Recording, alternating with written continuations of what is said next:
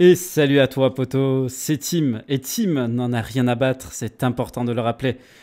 Quel plaisir de revenir au podcast, ça m'a énormément manqué. Alors, j'ai déménagé de mon appartement qui était vers Toulouse. J'ai pas pu partir à Bali directement parce que j'ai été bloqué à cause d'un problème de visa. Donc du coup, j'ai dû attendre un mois à Toulouse dans un petit appartement place Capitole. Pareil, ça a été un peu la loose. Et ensuite, j'en avais un peu marre de rester en France et donc je suis parti à Malte. Je suis parti à Malte pendant un mois. À la base, j'étais censé y rester trois, mais il m'arrivait des dingueries là-bas aussi. Ça fait partie de l'aventure quand tu pars à l'aventure. Les dingueries, il faut les accepter en fait. Il faut prendre les deux parties de l'aventure. D'ailleurs, le podcast d'aujourd'hui va être justement sur les deux parties de l'aventure. Tout ce qui peut être le positif, la découverte, et ce dont on ne parle pas assez quand on part en voyage, tout ce qui va être les mauvais côtés, les mauvaises rencontres, les coups de merde qui peuvent arriver. Alors à Malte, ce qui m'est arrivé, c'est que je devais rentrer dans mon logement. Je devais y rester 3 mois à la base, en attendant de pouvoir aller à Bali. Et le souci, c'est que j'avais un logement que je devais prendre le 12 ou 13 avril. Bref, je sais plus. Et pendant ce temps, j'avais un logement qui était stylé, alors qui était dans la ville de Msida, Msida, ok. Et cette ville, c'est un petit peu, enfin, c'est un petit peu le ghetto de Malte, tu vois, genre c'est un peu ghetto, mais ça allait parce que j'étais au dernier étage d'un bâtiment et j'avais la vue, j'avais une belle vue, j'avais une très belle vue en hauteur avec une grande baie vitrée, c'était stylé, ça m'a permis d'avancer sur mes business, mais le truc c'est que ben, c'était juste en attendant de pouvoir prendre mon logement que je devais garder 3 mois. Donc du coup, je vais à ce logement dans lequel je devais rester 3 mois et là, grosse dinguerie. Le mec a essayé de me baiser. Très clairement, il a essayé de m'enculer en, euh, en changeant l'annonce, en fait, tout simplement en changeant l'annonce, en espérant que je vais pas le voir. À la base, j'étais censé avoir un appartement entier, genre une sorte de T2. Et il se trouve que quand j'arrive, alors je vois un espèce de truc gigantesque, un grand couloir avec le logement que j'avais loué, et de l'autre côté une chambre. Une chambre, je sais pas si tu vois les chambres à l'armée là, tu sais, les espèces de lits militaires, le truc dégueulasse et qui pue la merde. Eh ben voilà, c'est ce qu'il m'a dit. Il m'a dit, ouais, ben c'est ça qu'en fait que t'as loué. C'est ça. Alors je lui dis, ben non, je suis désolé, j'ai pas loué ça, j'ai loué tout le logement. Il me dit, ah, non, non, non, non, il va y avoir des autres gens dans le logement. Et à partir de là, du coup, j'ai compris que je m'étais fait baiser. Heureusement, j'avais une preuve comme quoi il avait essayé de me louer l'appartement en entier au départ et qu'il avait changé l'annonce. Je te passe les détails, Airbnb m'a remboursé, ce qui m'a permis de prendre un logement au moins jusqu'à la fin du mois d'avril, mais j'en avais ras le cul, du coup, j'ai quitté Malte.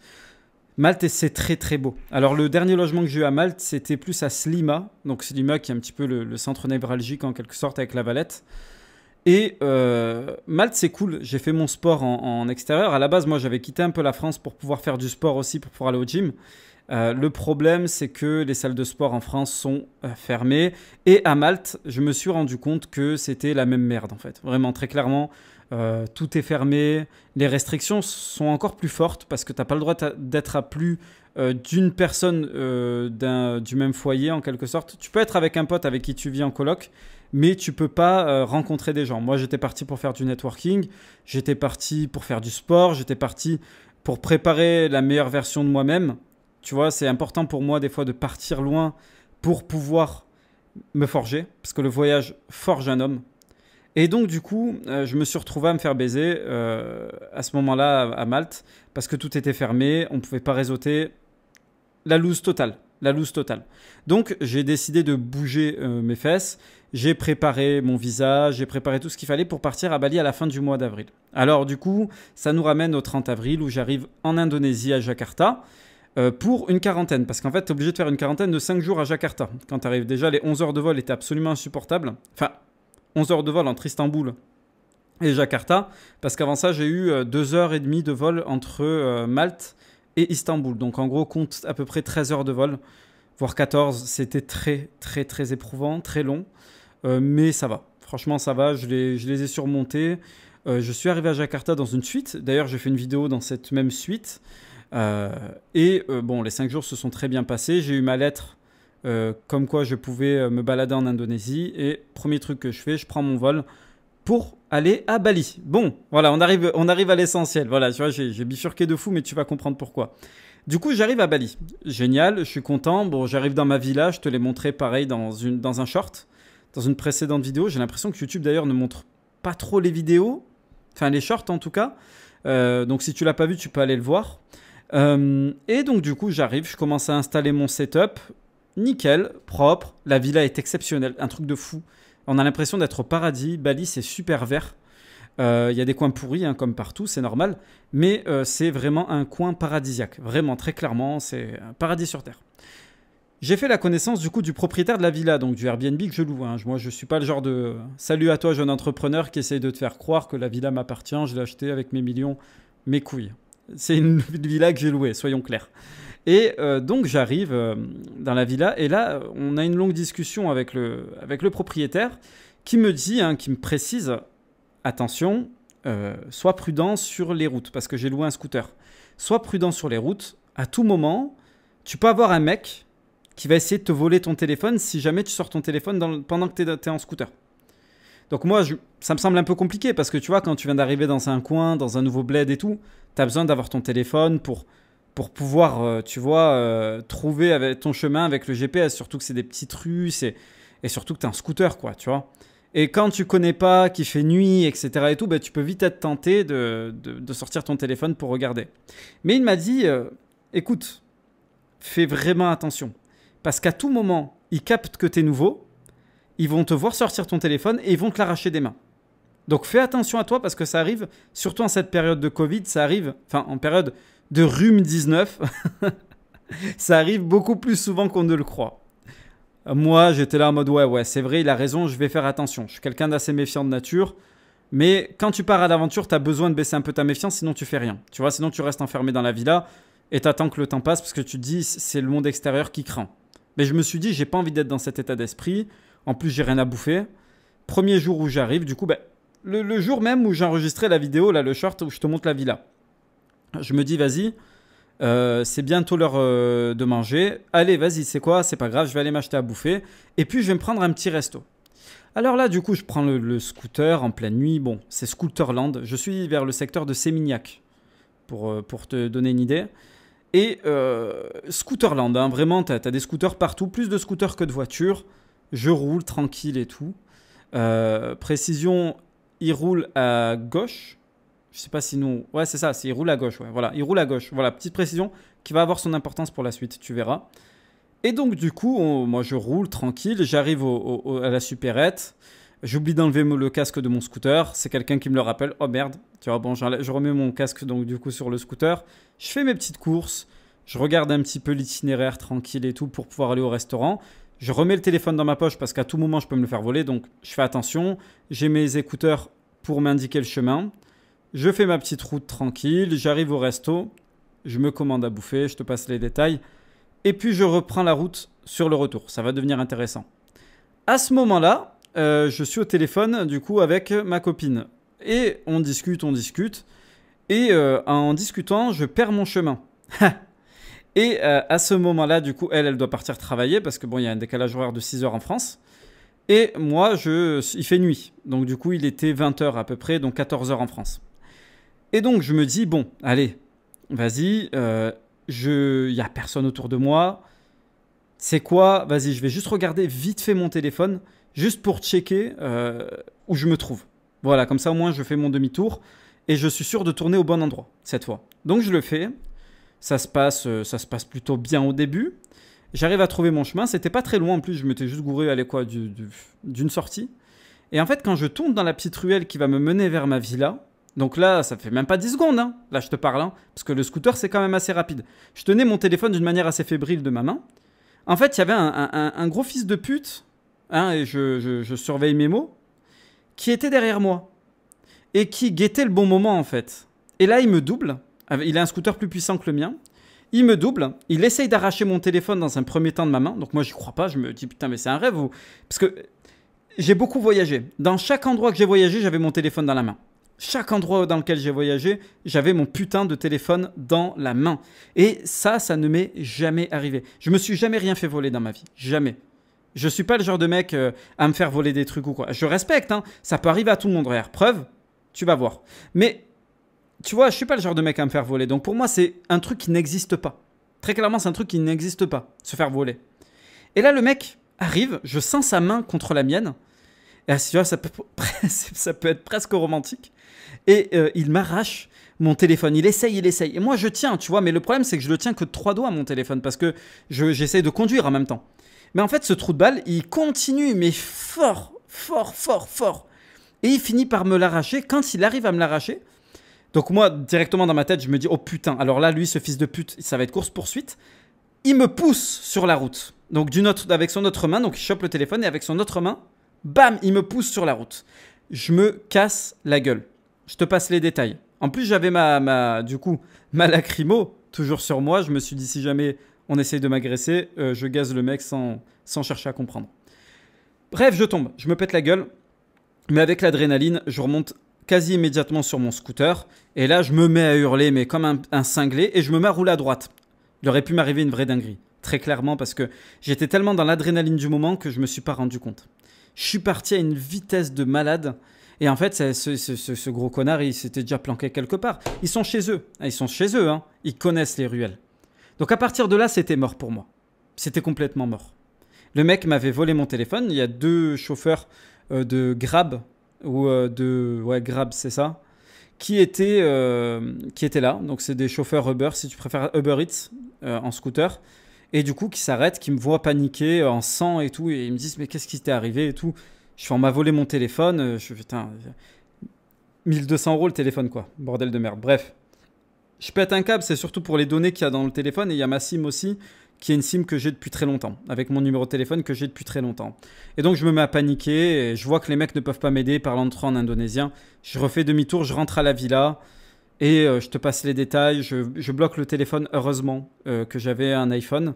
Parce que ça m'a permis de totalement bloquer mon téléphone. Dès que le mec a réessayé d'allumer le téléphone, ça m'a effacé le téléphone. Et maintenant, il est bon à jeter à la poubelle. Il peut pas le débloquer, le téléphone. Donc, c'est aussi pour ça que c'est bien de payer plus cher pour avoir un téléphone haut de gamme. Ça te permet d'éviter de te faire voler tes données. Donc, du coup, tout a été effacé, heureusement. Parce qu'il y avait mes comptes en crypto, il y avait toutes mes données de mon business, il y avait l'accès à mes comptes business. Enfin, le mec, s'il avait pu déverrouiller mon téléphone, il aurait pu se mettre encore mieux que juste la valeur du téléphone. Mais bon, heureusement, j'ai pu effacer les données, c'est l'essentiel. Alors, tu dois sûrement te dire pourquoi, Tim, tu viens me raconter ta vie. Alors déjà, parce que j'en ai envie, ça fait super longtemps que j'ai pas enregistré, j'avais envie de te faire un petit update. Ce podcast, il n'était pas du tout prévu à la base, j'avais pas prévu d'enregistrer ça. Mais j'avais envie, avant de commencer, tu sais, à parler des sujets dont j'ai un petit peu teasé il y a quelques jours, j'avais envie de te parler de celui-là parce que ça me touche. Ça fait à peu près 2-3 jours que ça arrivait et j'ai mis du temps à me remettre de mes blessures. Là, petit à petit, je commence à m'en remettre. C'est pas des blessures ultra graves, c'est vraiment des égratignures un peu profondes, des brûlures à certains endroits, donc surtout sur les genoux et les coudes. Mais ça va. Très clairement, c'est cool, ça va. Mais voilà. Ce que je retiens de ça, c'est parce que j'essaye d'avoir toujours une vision positive des choses. Et pas seulement être un espèce de snowflake, tu vois, genre ce genre de mec qui... Ah, c'est la faute de lui, de elle, Non. C'est arrivé parce que ça devait arriver. Je ne peux pas retourner en arrière. Tu vois, parce qu'avec les si, on peut refaire le monde. Avec les si, je ne serais pas sorti ce soir-là. Avec les si, j'aurais laissé mon téléphone dans ma poche, quoi qu'il en coûte. Avec les si... Enfin bref, tu comprends. Avec les si, je suis milliardaire. Avec les si, je suis Jeff Bezos et je me tape des plans à 7 tous les soirs. Tu vois, avec les si, on peut refaire le monde. Donc, je ne suis pas ce genre de mec. Je refuse d'être ce genre de mec. Même si c'est tentant. Des fois, j'ai envie de me dire, putain, si seulement... Mais non, tu peux pas, c'est fini, c'est fini. Ce que je retiens par contre, et c'est une leçon que j'ai envie de retenir, parce que je viens d'arriver à Bali justement, tu sais, pour essayer d'exploser encore mes limites que j'ai actuellement au niveau de mon business et de ce que je suis en tant qu'homme, eh bien, j'ai décidé de retenir une leçon de ça, et je pense que cette leçon peut être bénéfique, et c'est pour ça qu'on arrive au point enfin. C'est pour ça que je la partage avec toi. Ce mec, j'ai senti sa main contre la mienne. Putain, ça fait homo. Mais ça l'est pas, très clairement. J'ai senti sa main contre la mienne et j'ai senti la détresse du mec. Le mec, il a mis l'énergie du désespoir dedans. Le mec, c'était une question de vie ou de mort. C'était une putain de question de vie ou de mort et je l'ai senti dans sa main. Tu sais, cette espèce de main tremblante il aurait pu m'arracher le bras. Tellement qu'il avait la rage de vaincre. Il voulait ce téléphone. Il le voulait. Et ça se sentait que c'était pas seulement pour pouvoir avoir un peu de fric et se payer des putes. Le mec, il avait faim. Le mec avait faim. J'ai eu le temps de voir à quoi il ressemble, le type. Le mec était sec. Sec. Les joues creusées. Ça se voit que c'était un mec qui a pas un rond. Et sûrement que sa famille n'a pas un rond non plus. Et que le mec, il fait ça parce qu'il doit nourrir sa famille. Je suis pas en train de justifier que le vol, c'est bien. C'est un gros enculé et il le paiera à ce qu'il a fait. Parce que ça se fait pas. Parce que t'as des mecs ici à Bali qui ont pas d'oseille, qui ont pas un rond, mais qui travaillent honnêtement. Qui font tout pour travailler honnêtement, qui montent des business. Parce que tu vois, dans ce genre de pays orientaux, qui sont pas, tu sais, dans cette espèce de mentalité de l'Occident où il faut à tout prix avoir un job et un salaire. Les mecs montent des business, même si c'est des petits trucs, des supérettes à la con, des espèces de trucs ambulants. Les mecs ont leur activité à eux. Tu vois, ils vont pêcher leurs propres poissons. Ils n'ont pas cette mentalité d'esclavagisme et d'esclaves. Et j'en reparlerai d'ailleurs un jour de ce que je pense du salariat, évidemment. Mais je pense que tu dois savoir à ce que j'en pense. Mais le mec, du coup, l'énergie du désespoir, quoi. Il avait la dalle et il avait faim. Et cette leçon que ça m'a donnée, c'est qu'en fait, la vie ne te donnera jamais rien si tu ne vas pas le chercher par la force. Évidemment, c'est pas une incitation au vol. Je suis pas en train de... Essaye d'en retenir le positif dans ce que je dis. C'est pas en volant quelqu'un que tu arriveras à quelque chose de productif dans ta vie, en général. Mais bon, je m'adresse à l'élite, donc je sais que tu sais. Mais l'idée derrière cette philosophie, c'est de se dire que si il avait hésité et qu'il avait attendu passivement, il n'aurait jamais eu mon téléphone. Il m'aurait demandé des sous. Alors, je vois un clochard par terre, j'ai de la peine. Ça m'arrive des fois de lâcher une pièce ou quoi. Mais le mec, il aurait gratté quoi? 50 000? 100 000? Alors, je parle en roupies indonésiennes. Hein. Roupies indonésiennes, 100 000, c'est 5 euros. 50 000, c'est 2,50 euros. Allez, je lui aurais filé un petit billet de 20 000. Un petit billet de 20 000, c'est 1 euro et quelques. Et des bananes. Il va pas nourrir sa famille avec ça. Il a même pas de quoi se payer un snack. Enfin, limite, il peut se payer un snack avec ça. Mais c'est tout. Avec l'iPhone, il va pouvoir nourrir sa famille pendant 2-3 mois. Tu vois? Et donc, l'idée derrière ce qui m'est arrivé, derrière cette expérience, je pense que c'est une expérience qui est ultra bénéfique parce que ça m'a rappelé un truc que j'avais oublié, tu vois, dans ce confort dans lequel j'ai l'habitude de vivre. Alors, c'est un confort illusoire parce que tous les mois, je dois me battre, tu vois, pour garder ce confort, ce niveau de confort. Je suis obligé de me battre. Je peux pas ne rien branler. En fait, je suis pas encore rentier, tu vois. Je suis pas arrivé au point où je suis encore rentier, où je peux... Mais parfois, le confort dans lequel... Tu sais, des fois, ce confort illusoire, on est en début de mois, tout est payé, et tu te commences à t'installer, tu regardes Netflix, et tu te mets à tranquille à aller te baigner dans la piscine, tu te mets à aller sortir ou à jouer à la play. Moi, je joue pas à la play, mais tu vois, j'essaye de te faire visualiser un petit peu tout ça. Quand tu es dans le confort, il y a pas d'urgence. Sauf que le problème, c'est que lui, le temps, il passe. Et donc, du coup, il passe et il te pousse sur les cordes, le temps. Donc, tu es obligé de te battre. Tu es obligé de te battre. Et le fait qu'il ait mis cette énergie, ça m'a montré un truc, c'est que la vie, elle va rien te donner si tu vas pas lui prendre des mains. T'as pas le choix. T'as pas le choix. Tu dois aller arracher ce que tu as envie des mains de la vie. Parce que si tu le fais pas, on va pas venir te le donner. Hein. Il y a personne qui va venir toquer chez toi et te donner ce que tu recherches. Personne. T'as envie d'avoir un beau corps. T'as envie d'être bien foutu. Mon gars, il va falloir que tu charbonnes. Va arracher ça à la vie. Tu vois ce que je veux dire? Lève-toi. Va faire du workout. Mange bien. Et de la discipline. Crée-toi une discipline, des routines matinales. Et va chercher ce que tu as. Tu dois aller chercher. Tu dois l'arracher de force, ce que tu veux. Tu vois où je veux en venir? Et c'est ça qui m'est sorti de la tête pendant tout ce temps. C'est que il ne faut pas attendre que les choses viennent à toi. L'être humain, il est fait pour chasser. On est des chasseurs-cueilleurs depuis la nuit des temps. Et dans ce confort occidental que l'Occident nous a offert, on a tendance à oublier ça.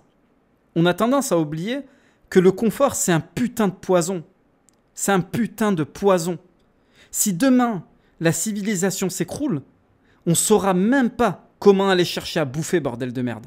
Même pas on saura le faire. T'as que les mecs d'ici, ils savent chercher à manger parce qu'ils n'ont pas le choix. Chaque jour, c'est une lutte pour la survie. Alors évidemment, c'est pas un lieu risqué, Bali, hein, attention, loin de là. On en parlait avec du coup le propriétaire de la villa qui m'en parlait. Du coup, c'est lui qui est venu m'aider, qui m'a soigné parce que ici je suis tout seul. Il m'a soigné, il m'a aidé avec mes blessures et tout. D'ailleurs, heureusement qu'il était là parce que je sais pas comment j'aurais fait sinon. Et on en parlait, lui et moi, et il me disait non, il me disait t'inquiète pas, c'est très safe, Bali, c'est très safe, c'est juste qu'il faut faire attention, en scooter, sors pas ton téléphone. Si tu veux sortir ton téléphone, rentre dans un magasin et regarde ton chemin, essaye de trouver les points. Admettons, tu trouves un market à un endroit et tu tournes à l'endroit où il y a le market. Et c'est comme ça que ça marche. Mais ne sors pas ton téléphone comme tu feras en France en mode insouciant. Parce qu'ici, ton téléphone, il est arraché en moins d'une minute, même pas 10 secondes, mec. Même pas 10 secondes, bordel de merde. Il m'a fallu 10 secondes. 10 secondes d'inattention, mon téléphone, je l'avais plus. Premier jour où je suis arrivé. Premier jour. Mais c'est pas grave. C'est pas grave. Parce que j'en ai retenu cette leçon. Cette leçon, c'est la leçon d'un mec qui va arracher ce qu'il veut de la vie. Je vais te donner un exemple tout con. T'as le mec qui attend que les choses se passent et t'as le mec qui a la mentalité de ce mec qui a fait ce vol à l'arraché. Le premier mec, il est là et il te dit « Ah, j'aimerais être musclé. Ah, j'aimerais être en forme. Ah, j'aimerais serrer plus de femmes. J'aimerais avoir plus d'argent. Ah, j'aimerais être riche. » Et il branle rien. Il joue à la play, passe son temps à regarder la télé, à s'abrutir devant TPMP. Et il attend que les choses se passent. Il attend que les choses se passent, tu vois. Il fait pas le taf. Il pourrait le faire, hein. Et à tout moment, il pourrait le faire. C'est pas parce que... Admettons que t'es comme ça et que tu te reconnais dans ce que je te dis. C'est pas grave. Chaque jour, chaque instant est un nouvel instant. Le futur n'est pas conditionné. Notre cerveau, en fait, il veut nous faire croire que tout est conditionné. Parce qu'il aime tout ce qui est habituel. C'est pour ça qu'il te crée des habitudes. Mais tu peux briser ces habitudes. T'es pas condamné à avoir ces habitudes-là. C'est à toi de les briser et de te dire bordel de merde, j'en ai marre. Et ça, c'est le premier mec. C'est le mec qui est là, qui attend que les choses se passent et qui dit j'aimerais. Ah oui, je vais lancer ça demain. Ah ouais, je vais me mettre au sport l'année prochaine. Ah ouais, dans 2 mois, je me mets à ça. Allez, c'est mon dernier kebab et demain, je me remets à la diète. Mais il va pas le faire. Il va pas le faire et on le sait tous les deux. Il le sait lui aussi qu'il va pas le faire. Et on le sait tous qu'il le fera pas. Parce que le confort est un putain de poison. Tandis que le mec qui a cette putain de rage de vaincre, qui se dit bordel de merde, si je le fais pas, je suis mort. C'est au jour le jour, je suis un chasseur. Tu vois cette mentalité de chasseur. Eh bien lui, quand il te dit j'en ai marre de la condition dans laquelle je vis. Je suis en train de crever littéralement. Mentalement, je suis en train de crever. J'en ai marre d'être un gros tas. J'en ai marre d'être maigre. J'en ai marre d'être comme je suis actuellement. Et c'est pas grave, je suis pas en train de te dire de te complexer ou quoi, c'est pas ça l'idée. L'idée c'est de se dire, je peux chercher à aller mieux que ce que je suis actuellement. On est fait pour se développer en tant qu'être humain, que ce soit financièrement, physiquement, spirituellement. Et donc du coup, tu dois aller à cette recherche, à cette quête, et tu dois avoir faim. Tu dois être dans une situation qui est une situation d'inconfort. Actuellement, à Bali, même si je suis dans une jolie villa, je suis dans une putain de situation d'inconfort. Parce que chaque mois, je dois assurer ma survie. J'ai des frais qui sont assez hauts. Et donc, du coup, je dois assurer ma survie. Je dois payer ma survie. Et oui. Par exemple, si je m'arrête de bosser et si je m'arrête de trimer, ce qui va m'arriver, c'est qu'au bout d'un moment, je ne pourrai plus rien payer et je vais peut-être me retrouver à la rue. Bon, à Bali, c'est dur de se retrouver à la rue. Sachant qu'avec 200 € par mois, tu peux te louer un truc qui est assez stylé. Mais bon, la villa que je loue n'est pas à 200 € par mois, je pense que tu t'en doutes. L'idée derrière tout ça, c'est de se dire, à un moment donné, je vais aller arracher des mains de la vie ce que je veux avoir. Et je ne vais pas attendre que les choses me tombent tout cuit. Voilà, c'est tout pour ce podcast. J'espère que ça t'aura plu, que mon retour t'aura plu. Dès la semaine prochaine, il va y avoir beaucoup de podcasts qui vont sortir parce qu'il y a beaucoup de temps à rattraper. On va revenir sur les sujets habituels, mais j'avais besoin de vider mon sac. Rien à battre, c'est un exutoire. On m'a demandé si je gagnais du fric avec rien à battre. J'en gagne pas. Voilà, je le dis et je compte pas en gagner. Alors, sauf si j'ai changé d'avis entre le moment où j'enregistre et le moment où je sors la vidéo, normalement, j'ai créé un tout nouveau canal Telegram de rien à battre. Ça va me permettre de te partager un peu en temps réel ce que je fais à Bali, te montrer un petit peu les coins que je visite, quand je vais au gym, etc. et tout. Si tu es chaud et que tu as envie de venir rejoindre, je fais même des vocaux à cet endroit-là. Viens sur le Telegram, le lien est dans la description. Si tu as aimé ce petit... je peux pas appeler ça un coup de gueule, c'est plus un vidage de sac. Ça se dit pas, mais bon. Si t'as aimé, en tout cas, n'hésite pas à liker, à disliker, à partager la vidéo, à commenter et me dire un petit peu ce que tu penses de tout ça. Je lis tous les commentaires. J'essaye de répondre à tous les commentaires. Je suis désolé si je passe à côté de certains. J'ai d'autres trucs à gérer. Je suis sincèrement désolé, mais je lis tous les commentaires. Mais je vais essayer de répondre à tous les commentaires. Donc n'hésite pas à faire partie du débat. Rejoins le Telegram. Et je te dis à bientôt pour un prochain podcast. Je n'oublie pas la conclusion. Pendant qu'il y en a qui sont sur leur canapé en train d'attendre que la vie passe, Tim prend ses ballons, s'accroche fermement à ses ballons, vole au-dessus de la masse, leur fait un gros fuck car Tim n'en a rien à battre. Salut. Putain, ça fait plaisir.